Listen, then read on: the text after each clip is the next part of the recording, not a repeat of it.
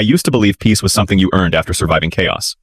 But sometimes, peace is just the silence before it begins again. For most of my 32 years, I had lived by one rule: keep the peace, no matter the cost. That rule had been written into me by my mother, reinforced by the sharp contrast of two daughters raised under one roof, one destined to shine, the other to endure. Clara, my older sister by 2 years, was the golden one. She carried that impossible kind of confidence that made people want to follow her. When we were little, she was the one who spoke for both of us in stores, at school, even at the dinner table. Our mother adored her voice. I was expected to stay quiet. By the time we were adults, Clara had transformed that voice into something profitable: public relations, branding, storytelling. She could take an empty box and convince a crowd it was filled with gold.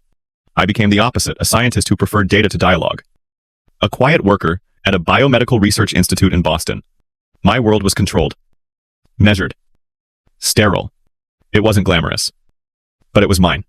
The lab was my sanctuary: cold metal tables, humming incubators, and a sterile scent that meant possibility.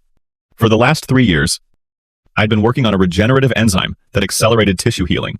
It was the kind of research that could change lives.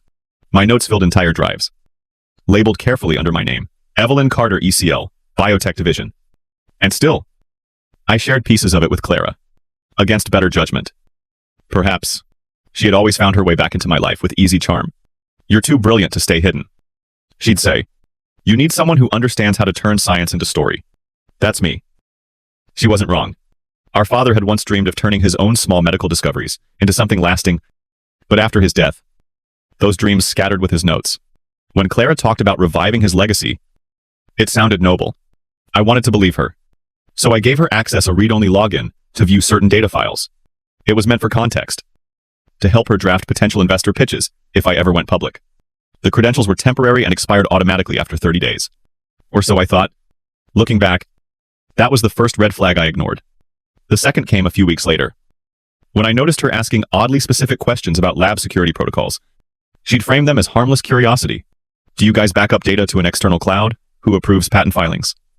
If two people collaborated, how do they decide who's the primary inventor? At the time, I brushed it off. I told myself she was just learning, maybe planning something big for us both. My mother even praised her initiative. "Clara, has vision," she said. "You have talent. Together, you could be unstoppable." But what she meant, though she'd never admit it, was that I should be grateful to be part of Clara's spotlight. It was a Tuesday morning when the air began to shift. I had just finished running protein assays when my phone buzzed with an email notification. The subject line was innocuous enough: exciting collaboration news, Carter Therapeutics. The name caught me off guard. Clara had mentioned forming a startup, but I hadn't realized she'd already launched it. Curious, I clicked the attachment. Inside was a press release draft. Carter Therapeutics proudly announces its breakthrough in regenerative enzyme technology, developed by lead innovator Clara Carter, building on her family's scientific heritage. I stared at the screen until the words blurred. There was no mention of me. Not in the body text. Not even in the footnotes. At first, I laughed a nervous hollow sound. Surely this was just a draft, a placeholder, a miscommunication. But then I scrolled down and saw the patent application code embedded in the metadata: 22314B. My code. The same file number I had generated for my enzyme project at ECL Biotech. My heartbeat stuttered. That was impossible. Those files were stored on secure servers with layered encryption. Only internal staff could access them. I tried to convince myself there was some explanation, maybe an overlap, maybe a clerical coincidence. But as the cursor blinked at me from the screen, a cold certainty began to take shape. This wasn't coincidence. This was theft. When I called Clara that afternoon, she didn't answer. Instead, she texted, "In a meeting, everything's fine. Don't overthink. Love you." That phrase, "don't overthink," had been her way of silencing me since childhood. But this time, I didn't stop thinking. That evening, I stayed late at the lab. The fluorescent lights buzzed overhead as I logged into our central data system. I opened the access history for my research folder. My pulse quickened as the list loaded. 2 weeks ago, an external login. IP registered to a private residential network in Cambridge. Username Carter, temp. A temporary credential that should have expired months earlier. She had found a way back in, and she had exported the data. The system recorded a full transfer, timestamped, documented. I stared at the log until the numbers stopped making sense. 3 years of work. Every iteration. Every formula. Every note my father would have been proud of, gone in a single click. I sat down heavily, the lab spinning around me. The only sound was the low hum of refrigeration units, keeping someone else's theft alive. When I finally drove home, the city lights looked different.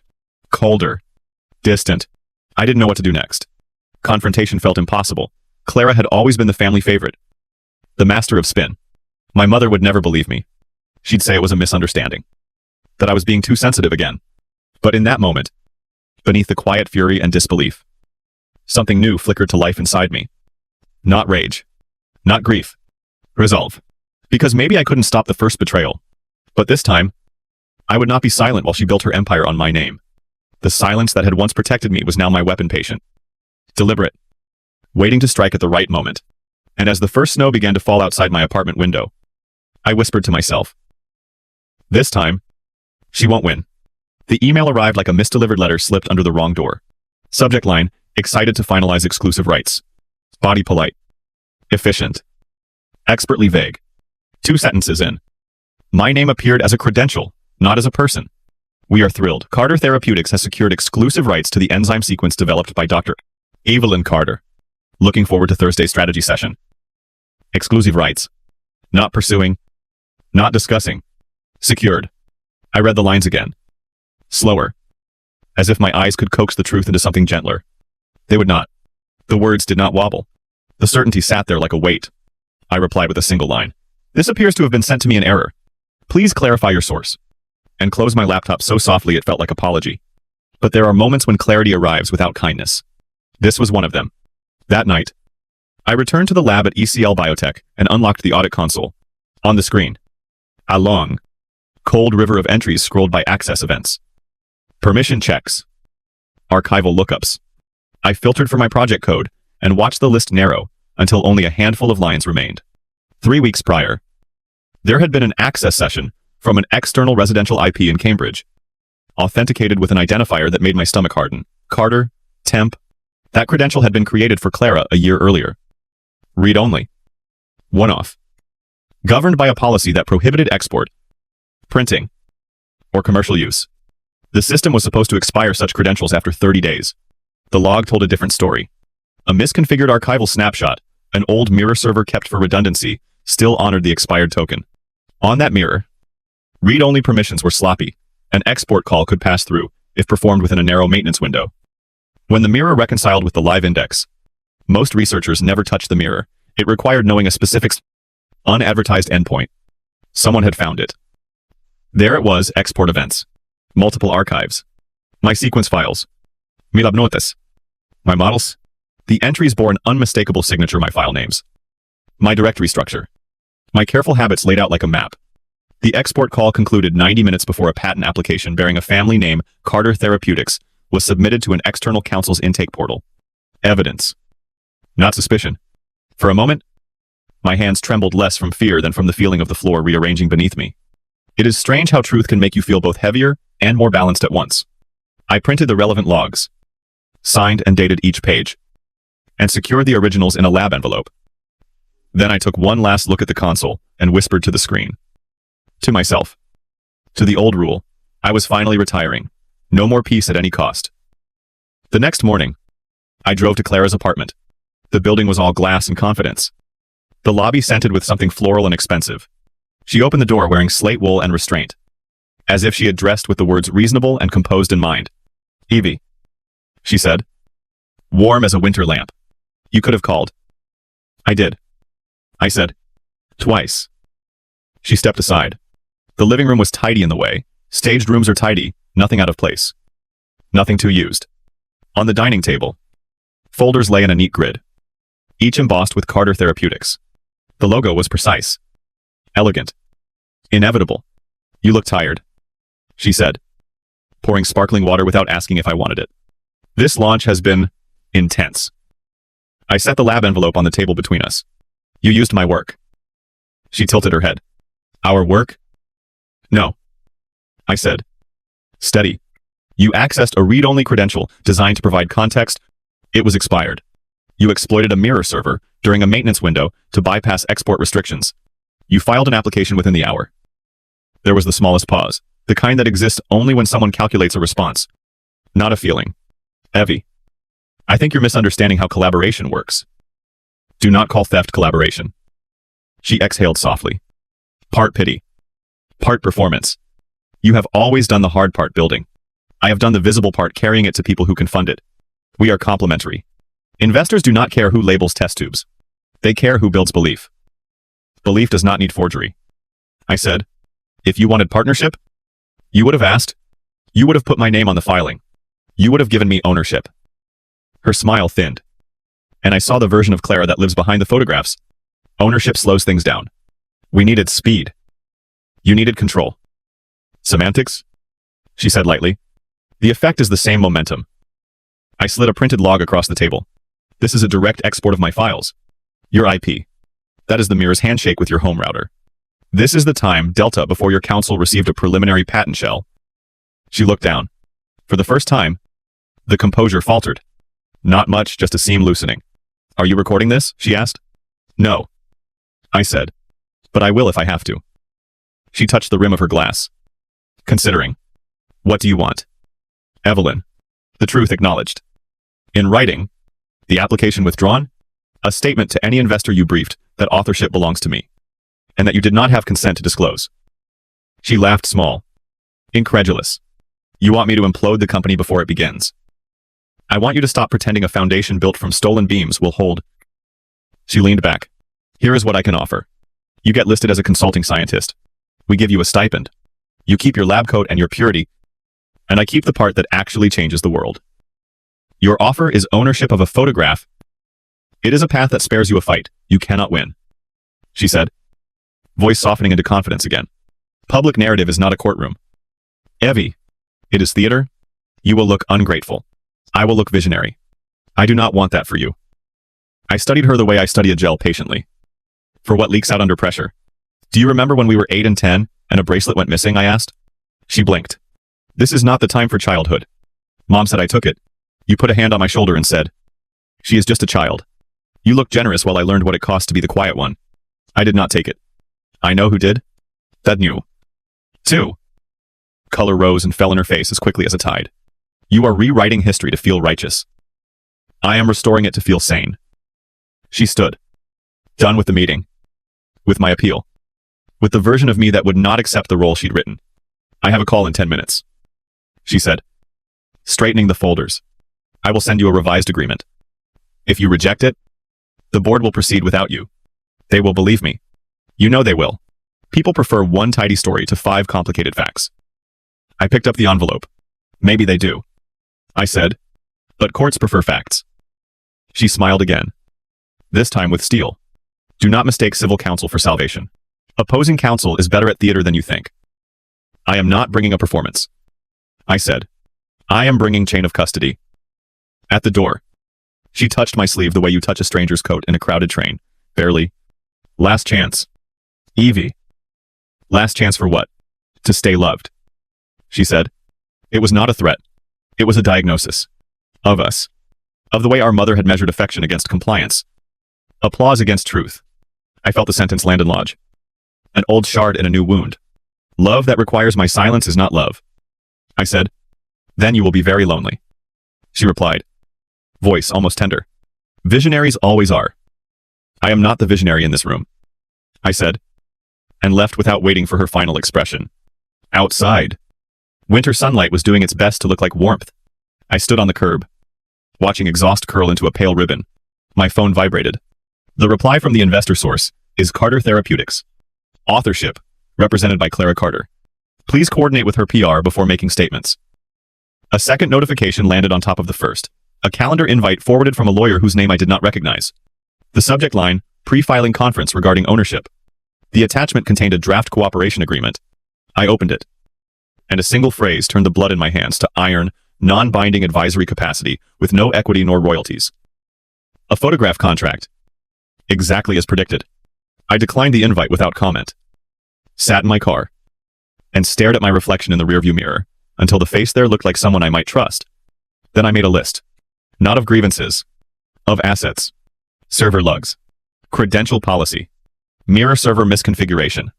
Chain of custody printouts. My father's prototype folder. And one more thing I had not used in years, a number I knew by heart. even after time had sanded it down. I dialed. We in digital forensics. A voice said, calm and exact. Lucas. I replied, letting the winter air fill my lungs and steady my voice. I need you. Not for revenge. For truth. There was a beat. And then, that particular hum. He gets when the problem is difficult enough to be interesting. Tell me everything. He said. I did. All of it. When I finished, he asked for the logs. The files. The policy docs. He did not say it would be easy. He said something better. We will make it undeniable. I ended the call and looked toward the sky. The light had shifted while I was talking. Boston's buildings were catching fire from the sun without burning. I rolled the window down. Let the cold bite my skin. And realized the fear had moved to the back seat. Resolve had taken the wheel. Some stories ask you to choose between being believed and being whole. I had chosen wrong before. Not this time. When I turned the key, the engine caught on the first try. I was done waiting for permission to tell the truth. The co-working loft where Lucas kept his forensics firm sat above an old print shop in Cambridge. Sunlight bled through tall industrial windows, catching on the floating dust and giving the air a kind of slow gravity. The smell of solder and burnt coffee filled the space. Lucas was at his desk, surrounded by the calm chaos of open computers and wires. His face hadn't changed much, still lean, still carrying that mix of humor and precision that made him dangerous to liars. When he saw me, his eyebrows rose, and then his mouth formed that half grin. I remembered, Evelyn Carter. I figured the next time I saw you, it'd be on a patent announcement, not a digital crime scene. Life's full of surprises, I said, closing the glass door behind me. He gestured to a chair. Clad again. I sat. You already heard. Cambridge isn't that big, he said. Someone sent me a link to her press release. I thought, good for her. Then I read the words exclusive rights and thought, that's odd. Now you're here. So I guess it's not just odd. It's ugly. She accessed the data using my old credentials, I said, sliding the envelope of printed logs onto his desk. There's the audit trail. Export calls from her IP. I want to build an airtight chain of evidence before I move forward. He leafed through the papers. Mirror server misconfig. Sloppy. But traceable. You've got timestamps. Routing. Checksum. Nice. Who designed this system? I did. He laughed under his breath. Of course you did. Then his tone shifted less banter. More surgeon. If she used a domestic router, we can subpoena the ISP for confirmation. But before that, I'll image the full metadata from her upload session. Some corporate cloud providers keep redundant backups even after deletion. I know where to look. Lucas. I'm not out for revenge. I just want the truth to stand. He nodded slowly. Truth is expensive. Evie, you sure you want to pay? I already am, I said. We spent the next hours in the blue glow of monitors. Lines of code scrolled. And every few minutes he'd mutter something like, there it is. Or, oh. She really thought no one would notice that. By midnight, he leaned back, stretching his arms. Got it. She didn't just export the data. She logged into your system through a virtual desktop. And guess what? The internal security camera at ECL Biotech recorded the active workstation during the session. He turned one screen toward me. It showed a small security footage window, grainy but clear enough to see Clara's reflection on the monitor glass. She was in her apartment. Focused, the screen light carving the edges of her face. Mirrored video feed from the lab security system.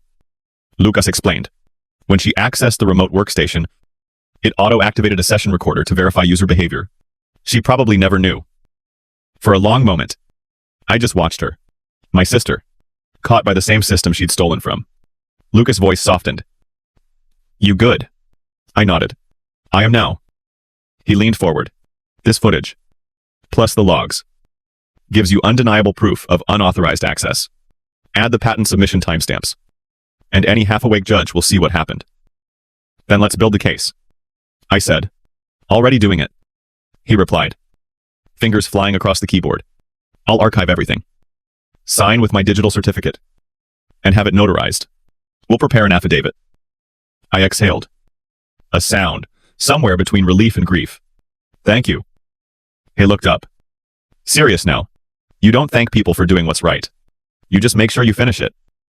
The next day, I met my mother for coffee at her favorite downtown place, a narrow cafe with soft jazz and too much nostalgia in the decor. She arrived, dressed for a photo. As always. Pearl earrings catching the light. Clara tells me you've been upset, she said, as soon as we sat. She tells you everything, I said, except the truth. Evelyn, my name came out like a reprimand. You need to stop this jealousy before it ruins both of you. I'm not jealous. I'm robbed. Her expression tightened. She's doing this for the family. You always hide your work. Keep it buried in that lab. She just gave it life. By forging my name on the application. My mother froze. The spoon still in her hand. What did you say? She falsified messages to make it look like I gave her permission. Lucas traced them. Metadata proves they were fabricated. The spoon fell, ringing softly against the cup. No, she whispered. She wouldn't. She did. She pressed a napkin to her lips. She said you wanted no part of the business. I wanted no part of a lie. Her eyes glistened. But not with belief yet, only fear. If this goes public, Evelyn, it will destroy her. She destroyed herself, I said quietly. I'm just done cleaning up the pieces. I paid the bill and left before she could summon another speech about loyalty. Outside, Boston air felt sharper than usual, honest.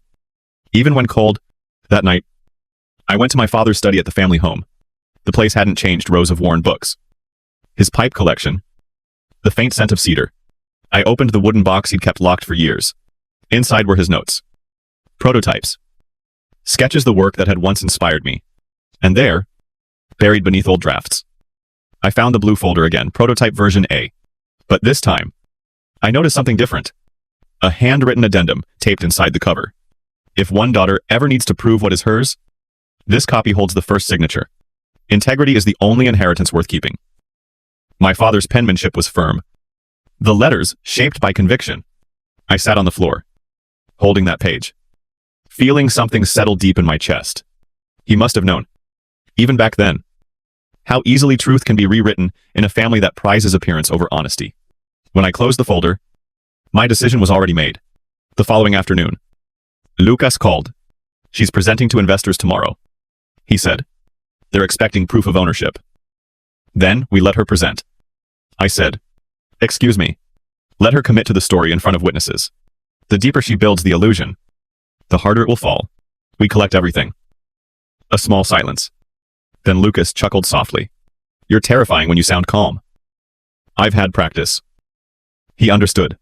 I'll set up remote capture, audio, screenshots. Dime looks. She won't see us, but we'll see her. The next day, I arrived quietly at the investor conference hall. The audience was well-dressed ambition, men and women who measured value in numbers with too many zeros. On stage, Clara looked flawless in ivory silk. Her voice flowed like a symphony of certainty. Our proprietary enzyme sequence, she said, is the culmination of years of Carter family research. The slides behind her displayed my models recolored, renamed, rebranded. The applause that followed was immediate. Cameras flashed. I stayed in the back, unseen, recording the moment she sealed her own confession. Lucas's voice came through my earpiece. Got it. Every frame. Every timestamp. I whispered. Perfect. As I watched her bow slightly, I realized something strange. I didn't feel fury. I felt precision. Like a surgeon holding a scalpel steady before the incision. When she left the stage, I turned away, unseen, and smiled, small, contained, certain, because the story she had just performed so perfectly had become my strongest evidence. And for the first time, I wasn't the quiet one anymore. There's a special kind of silence that comes before a strike, not peace, but precision. The morning after Clara's presentation, the city looked indifferent, as if nothing had happened. Yet, inside my apartment, everything hummed with intent. The logs from Lucas, the footage, my father's note, they were all pieces of a single design now. Revenge was never my language. Proof was, at 8 sharp, I met with my legal advisor, Margaret Thorne, a woman in her 50s who looked like she'd been forged out of court orders and caffeine. Her office overlooked the Charles River calm water. Deceptive surface. I placed a flash drive on her desk. Chain of custody documents. Remote access logs. Session video feed. IP verification. She plugged it in, brows rising as she clicked through. You built a case before hiring a lawyer. I like that. I'm a scientist, I said. Preparation is my faith. She smirked. Then you'll love what happens next. Within the hour, she drafted a cease and desist letter sharp. unflinching, and time-stamped with precision. It cited every law Clara had violated: digital data misuse, intellectual property fraud, unauthorized commercial disclosure, and one particular clause I hadn't even known existed, an old regulation protecting scientific authorship under corporate development law. When Margaret finished typing, she printed the document on thick ivory paper and slid it toward me. "This will freeze her investors in their tracks," she said. "Once they realize pending litigation's in play, funding pauses. No one throws money into legal fire. Send it?" I said.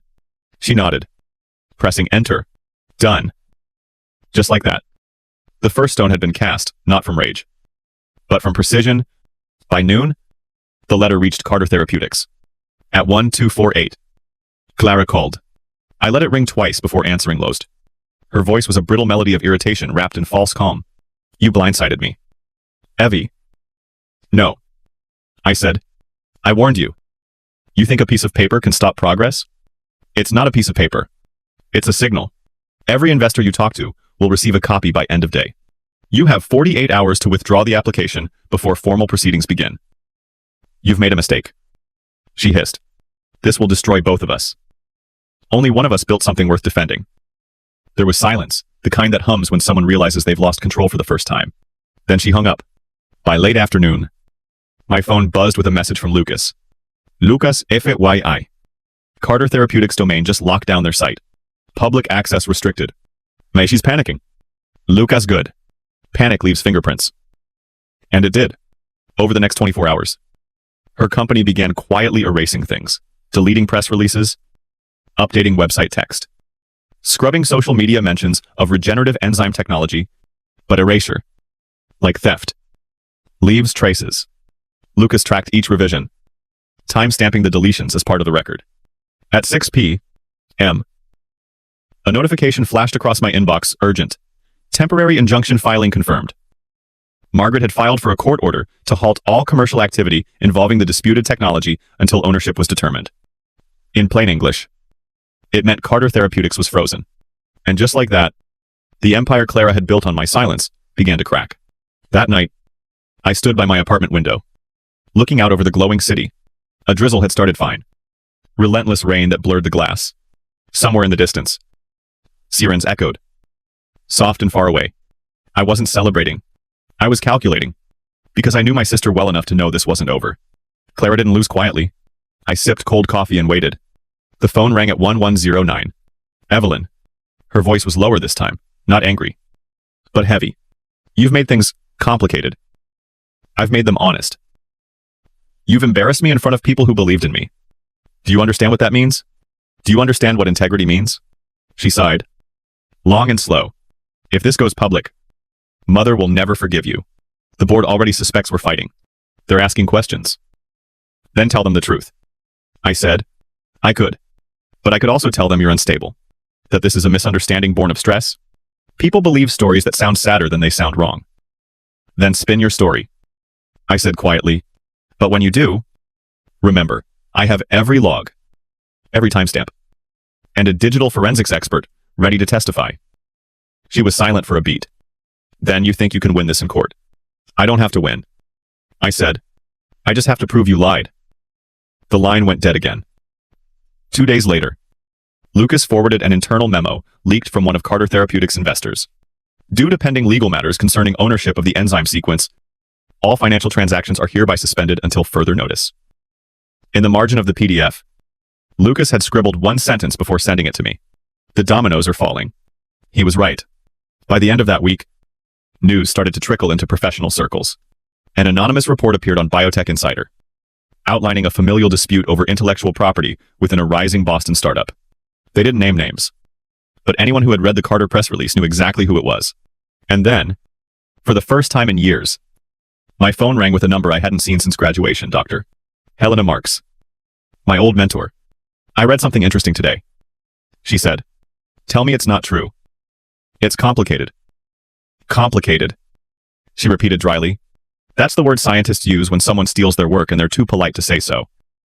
I smiled. Despite myself, maybe I've learned to be less polite. "Good. Politeness doesn't protect progress. Integrity does. Send me the details. If this goes to arbitration, you'll need expert testimony. Helena, thank you. I'm not doing this for you, she said.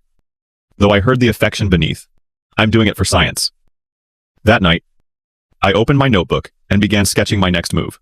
It wasn't just about proving Clara's theft anymore. It was about building a system that made it impossible for her to twist the narrative again. Lucas called it controlled exposure, revealed just enough truth to destabilize the lie.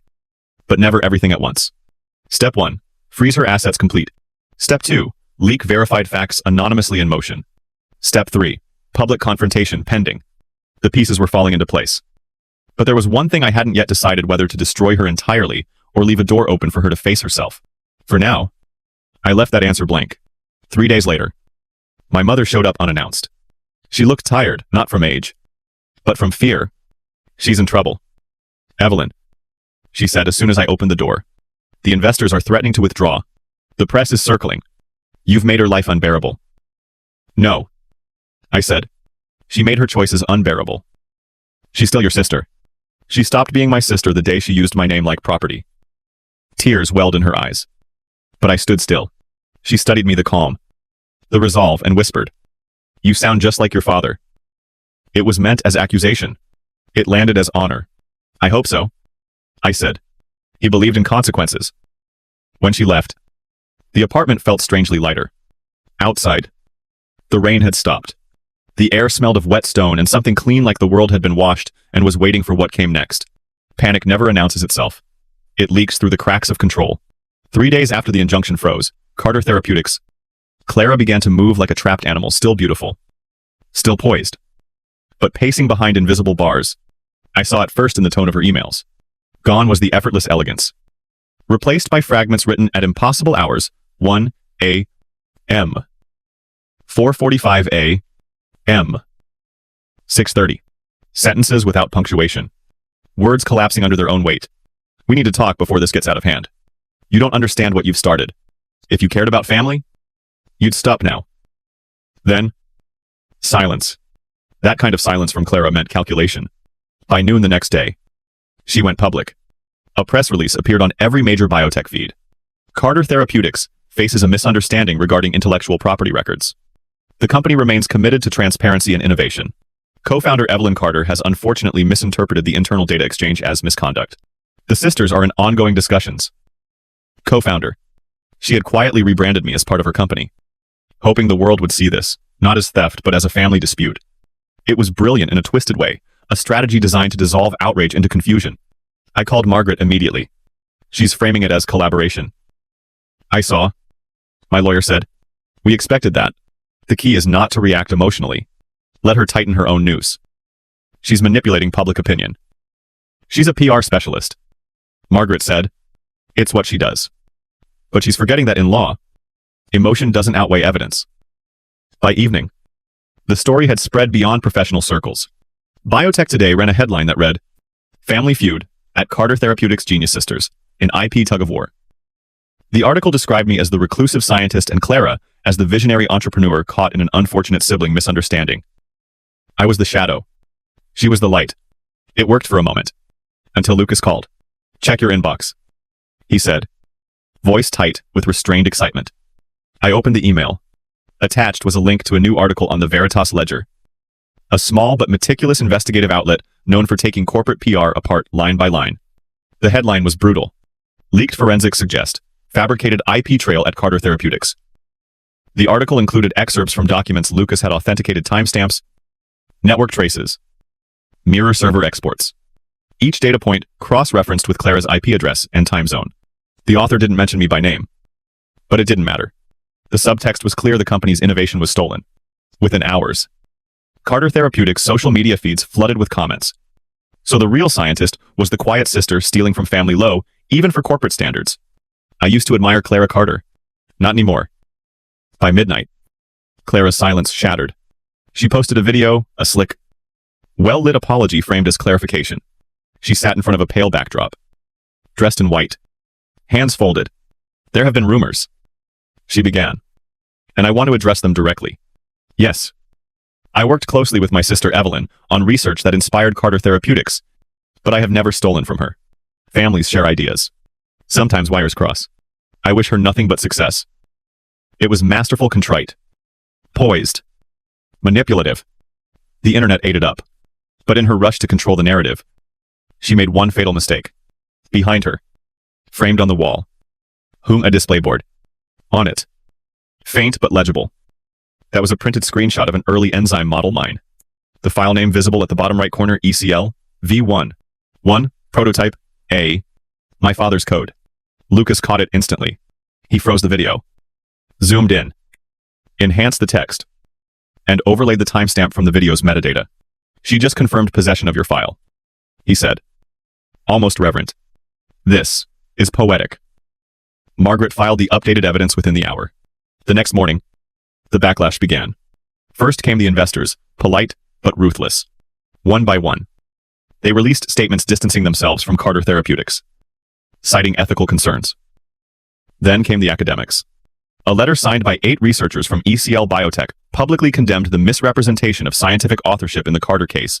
By evening, the Veritas Ledger ran a follow-up. Carter Therapeutics implodes, amid IP, scandal PR, backfire cited.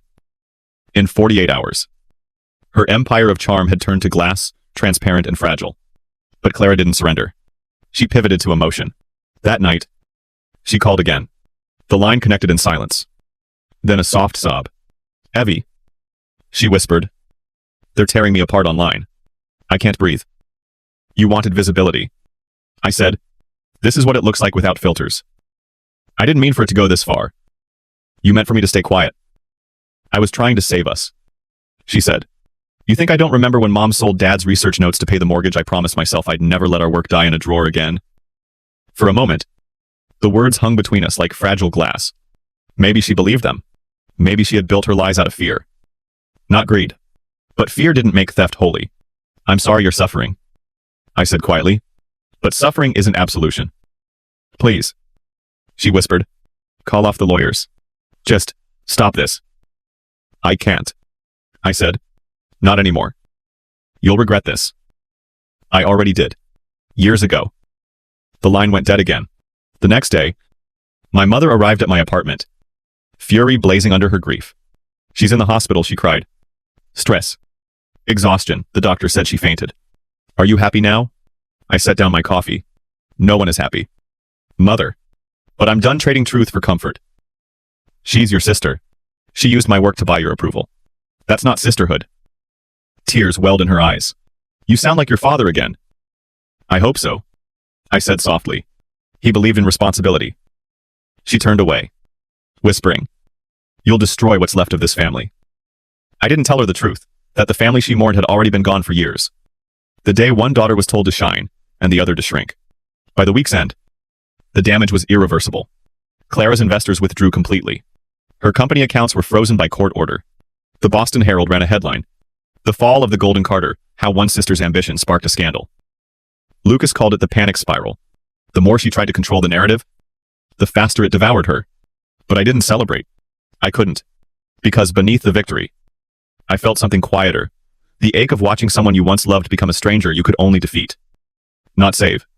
In one of her last public statements, Clara said, the hardest part isn't losing a company. It's realizing the person you built it for doesn't want to be part of your legacy. She wasn't wrong. But what she never understood was that legacy built on lies is just a story waiting to collapse. And collapse.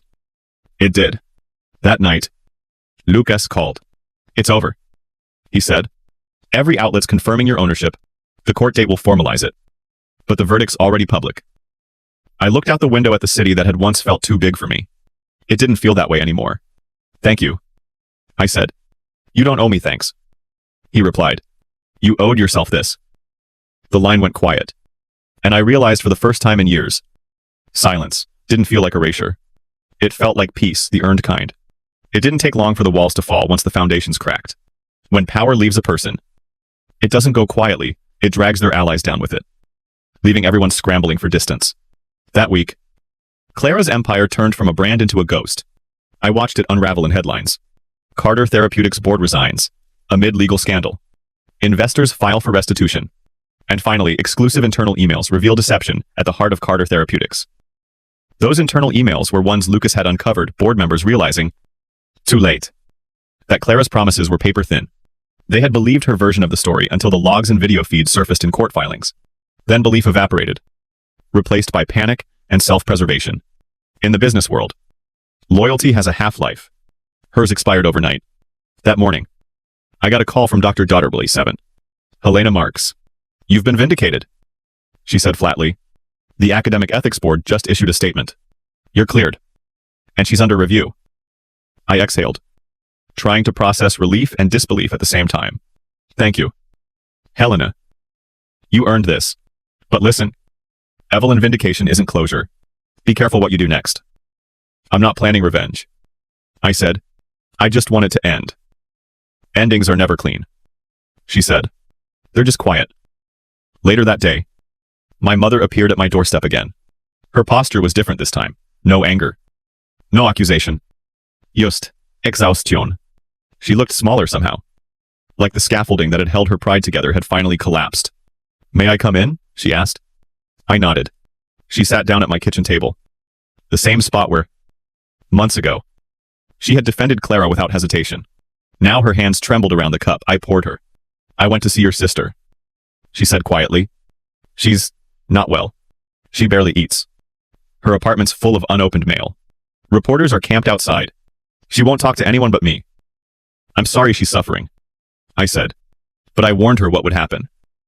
Tears welled in her eyes. Evelyn. I was wrong. I believed her because it was easier. Because I couldn't stand the idea of two daughters at war. I thought protecting the stronger one would save you both. I stared at her. You didn't protect either of us. You protected your image of the family. She bowed her head. You sound like your father again. That's the nicest thing you've ever said to me, I whispered. She reached across the table and gripped my hand. He would be proud of you. You know, he always said you had his patience. For the first time in years, I didn't pull my hand away. When she left, I stood at the window for a long while, watching the light fade from the sky.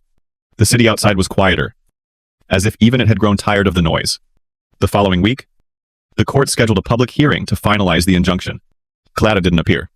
Her lawyer did. But their arguments were limp procedural. Disperate. They had no evidence left. No narrative that survived scrutiny. Margaret leaned toward me in the courtroom pew and whispered, "This will be over in minutes." It was. The judge's ruling was succinct. All rights to the enzyme sequence and associated intellectual property are to be restored to Dr. Evelyn Carter. All derivative use under the name Carter Therapeutics is prohibited, pending further restitution hearings. There it was, truth. Finally codified in law. I didn't smile. I didn't cry. I just sat there, breathing. Because sometimes justice doesn't feel like triumph. It feels like quiet balance being restored to the world. When I stepped outside, the press swarmed like bees around the courthouse steps. Microphones. Cámaras. Voices, calling my name, the same name that had been buried under Clara's shadow for decades. I didn't stop. Lucas met me at the bottom of the stairs, handing me an umbrella against the drizzle. You did it, he said simply. We did it. He shrugged. You would have found a way with or without me. I just kept the receipts. We walked to a nearby cafe to escape the noise. Over coffee, I asked. Have you spoken to her? He shook his head. She tried to call me 2 nights ago. I didn't pick up. Some bridges aren't worth rebuilding. I nodded. Maybe. But part of me wonders if she even knows how to cross one anymore.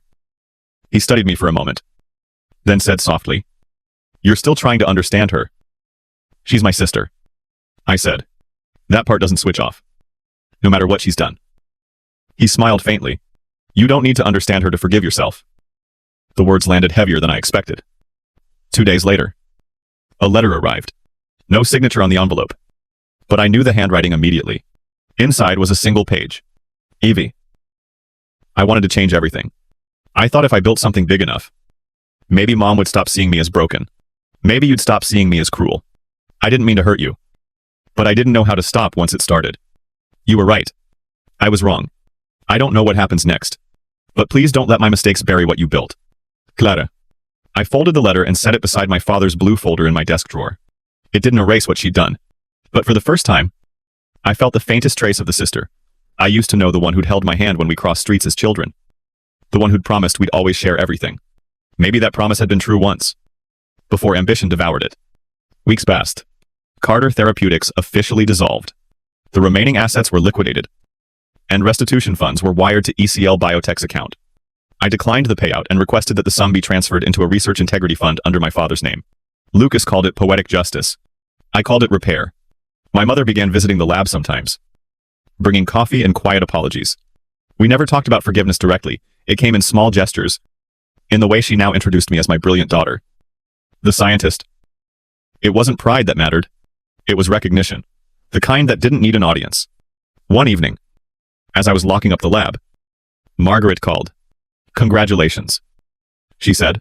"The restitution case closed today. No appeals filed."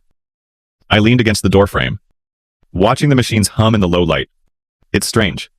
I thought I'd feel more finished. "You won a war," she said. "People don't feel finished after wars. They just learn how to live again. Maybe that's the real work." "Maybe," she agreed. "Take some time, Evelyn. And don't forget to breathe." Later that night, I sat in my apartment with the windows open. The sound of the city drifting in, muted. Alive. Forgiving. The news anchor on the radio mentioned my name again. This time in past tense. The Carter case has officially closed, with ownership of the disputed research restored to Dr. Evelyn Carter. The incident has sparked a wider conversation about ethics and trust in the biotech industry. My name no longer belonged to scandal. It belonged to truth. Still, I couldn't help thinking of Clara somewhere out there, nursing what remained of her pride. I hoped, for her sake, that she'd finally stopped running, because the truth wasn't chasing her anymore. It was waiting. And waiting is harder. The day of reckoning didn't arrive with thunder. It came on a quiet Thursday morning, wrapped in ordinary sunlight, the kind that touches everything, but warms nothing. After weeks of silence, Clara reached out again. Not through lawyers. Not through press statements. Just a message. "Meet me at Father's old office. Noon." No explanation. No apology. Just that. The office had stood untouched for years, a narrow brick building on the edge of Cambridge. Long since sold to another firm, but still bearing the faint outline of his name on the frosted glass door, Dr. Harold Carter. Biomedical Consulting. I hesitated before going. Part of me wanted to delete the message and let history end on its own. But another part, the part that still believed in closure, needed to look her in the eye one last time. When I arrived, the place smelled of dust and disinfectant. Clara was already there, standing by the window in a navy coat, staring at the empty street. She looked thinner, older, not in years, but in energy. For a long moment, neither of us spoke. The sunlight cut between us like a fragile truce. "You came," she said finally. "You asked." She smiled. Faintly. "I wasn't sure you would. You've become unpredictable. That's what happens when people stop underestimating you." Her gaze flickered toward the desk, our father's desk. A single envelope rested on it. "I found this when the lawyers boxed up my things," she said. "It's addressed to both of us. I thought you should see it." I approached slowly, wary. The envelope was yellowed, the handwriting unmistakable. Our father's. Inside was a folded letter, written in ink that had faded, but not lost its authority. "My daughters. If you are reading this, then one of you has forgotten that creation without integrity is destruction in disguise. You both carry my blood. But you must decide for yourselves which parts of me are worth keeping. If you ever find yourselves on opposite sides, remember, truth may cost you everything, but lies will cost you more." Clara's voice cracked slightly. "He wrote this after his heart attack. I found it years ago, but I wasn't ready to read it. Until now," she shrugged, "until I had no one else left to listen." There was a long silence. Then she turned to me, her eyes hollow but sharp. "They've all abandoned me," she said. "The investors. The board. Even Mom. She won't answer my calls anymore. She's been coming to the lab." I said. "I know." Her laugh was small and brittle. "Of course she has. She always loved a winner. This isn't about winning." "Isn't it?" Her tone rose, trembling between irony and pain. "You stood there in court while they called me a fraud. You didn't defend me. You didn't even look at me." "I didn't defend lies," I said. "And I looked at you. Clara. I just didn't recognize you anymore." Something in her expression flickered pride, warring with regret. "I didn't plan for it to go this far," she whispered. "I just wanted to build something real. For once. I wanted to be more than your shadow." "You could have been," I said. "All you had to do was stand beside me instead of on top of me." Her breath hitched. "You don't understand what it was like. Every time I tried to shine, someone compared me to you, the perfect scientist, the golden child of logic and ethics. I just wanted to matter. I took a step closer. You already mattered it. You just didn't believe it unless the world was watching. Her eyes filled with tears she didn't wipe away. And now, what am I supposed to do with what's left? Tell the truth. I said simply. Publicly. Not for me. For yourself. She looked away. They'll never forgive me. Forgiveness isn't the point. Integrity is. She let out a slow, broken laugh. You really are father's daughter. I'm trying to be. I said. You still can be too. For a moment, I thought she might actually do it, walk out of that office and call the press. Or release a statement owning everything. But Clara was still. Clara built for theater. Terrified of silence. She turned toward the window again. Do you ever wonder if any of this was worth it? All the time. I admitted. But every time I do, I remember the night you told me I'd regret standing up for myself. And then I remember how it felt not to. She closed her eyes. You always did have the last word. No, I said softly. Just the last truth. Then I reached into my bag and placed a small USB drive on the desk beside her. What's this? She asked. Copies of the research logs? The verified data, cleaned and authenticated. I'm relaunching the project under ECL Biotech with a new ethics board. I wanted you to have access not for profit, but for reference. If you ever decide to rebuild your credibility, start with honesty. Her fingers trembled as she touched it. You'd trust me with this. Trust isn't what this is. I said.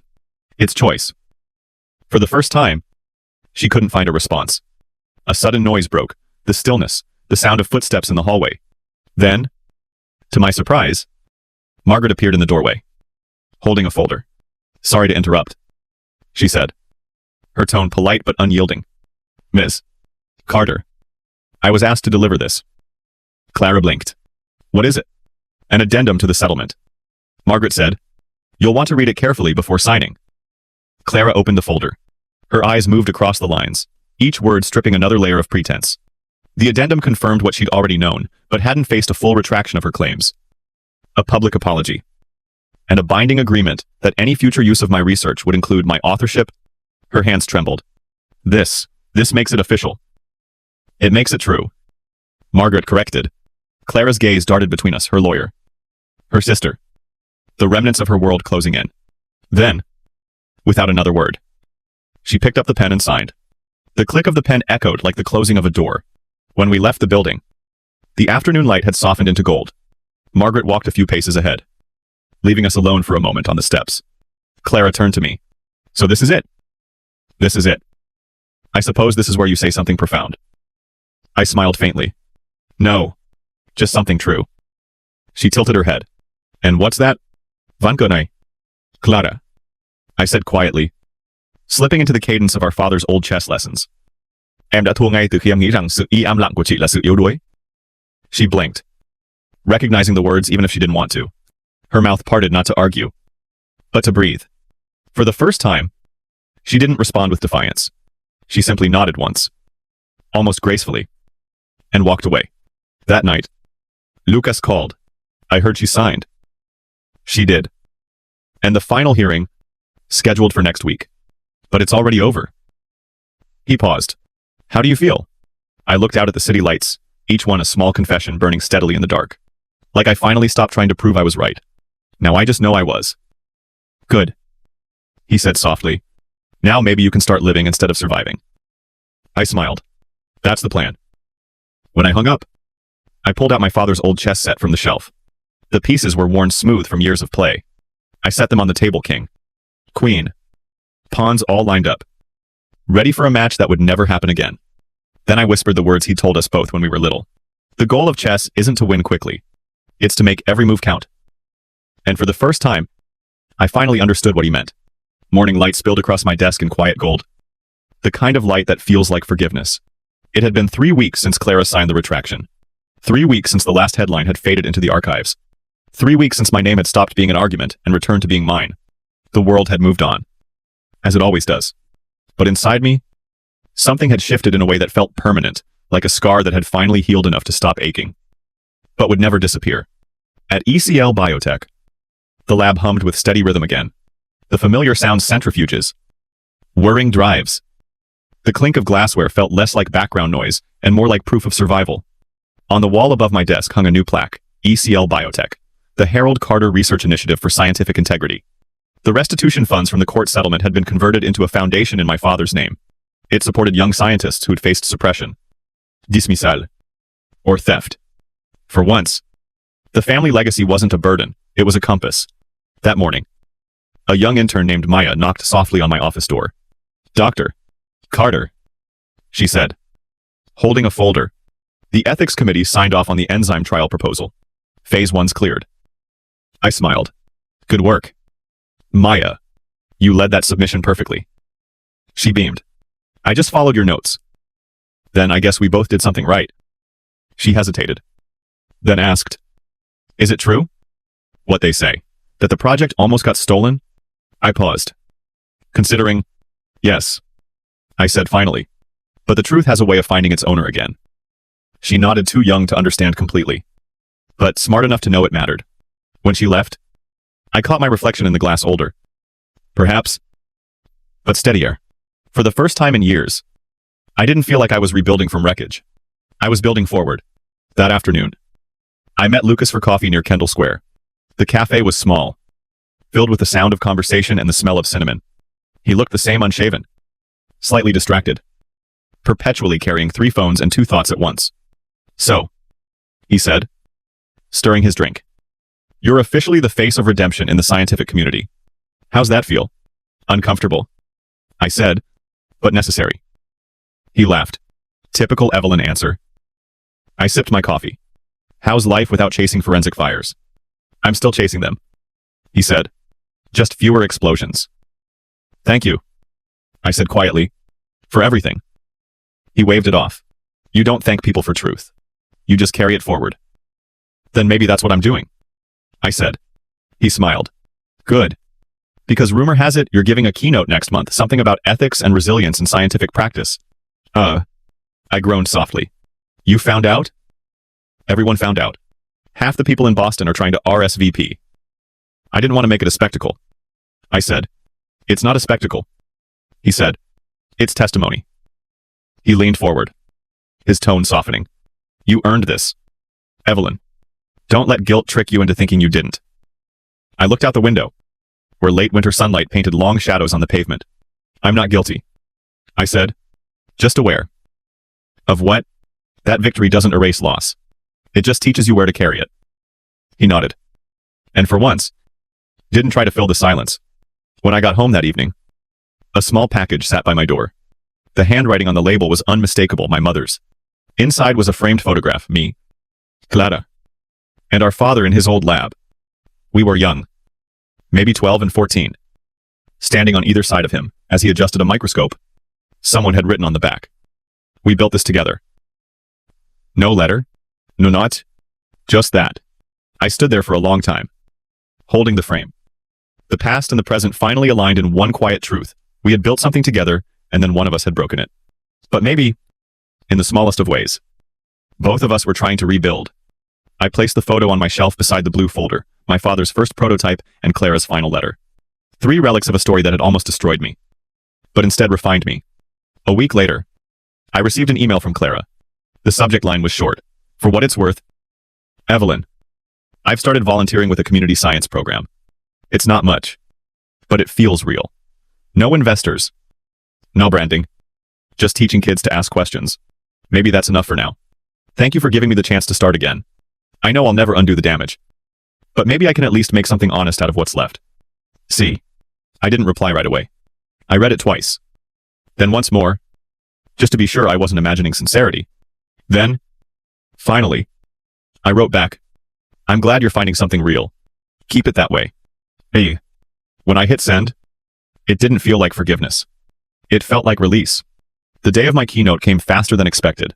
The auditorium was full scientists, students, journalists, faces both curious and kind.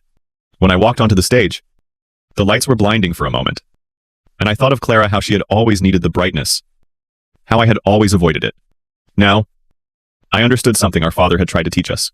Both light isn't about attention. It's about clarity. I began to speak. Integrity is not the absence of temptation, I said. It's the decision to remain whole when being broken seems easier. In my field, data can be replicated. Results can be verified, but trust, once you lost, must be rebuilt by hand. And sometimes, the people who taught you how to lie are the same ones who teach you what truth costs. The audience listened quiet, attentive, breathing with me. If I've learned anything, I continued, it's that silence can protect you or destroy you, depending on what you use it for. For years, I thought silence was my duty. Then I learned it could be my power. Because silence, when chosen with intent, is not submission, it's control. When I finished, the room rose in quiet applause. Not thunderous, just steady. Respectful. Sincere. Somewhere in the crowd, I thought I saw a familiar figure, a woman in a dark coat. Watching, but not approaching. Maybe it was Clara. Maybe it wasn't. I didn't look twice. Some ghosts are better left unconfirmed. That night, I stood by the river outside the venue. The water catching reflections of the city lights. The air was cold. Sharp. Clean. For the first time in years, I wasn't waiting for the next betrayal. The next battle.